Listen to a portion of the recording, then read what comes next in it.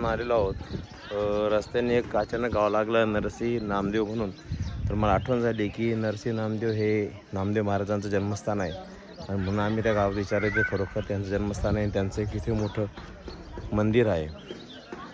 तर आम्ही आता इथं आलेलो आहोत नरसी नामदेव महाराजांच्या दर्शनासाठी। बघितलं तर हे नरसी नामदेव महाराजांचं मंदिर म्हणजे नामदेव महाराजांचं जन्मस्थान। नामदेव महाराजांची जर महती बघितली तर महाराष्ट्रामध्ये नामदेव महाराज एक थोर संत म्हणून त्यांची ओळख आहे, पण महाराष्ट्रापेक्षा सर्वात जास्त म्हणून त्यांची जी ओळख असेल तर ती पंजाब प्रांतात। कारण की पंजाबमध्ये नामदेव महाराजांचा प्रवास झाला आणि त्या प्रवासा धर्मप्रचारासाठी ते गेले होते, पण तिथल्या लोकांवर त्यांचा प्रभाव पडला आणि संत नामदेवांचे अभंग हे गुरु ग्रंथ साहिबमध्ये आहेत।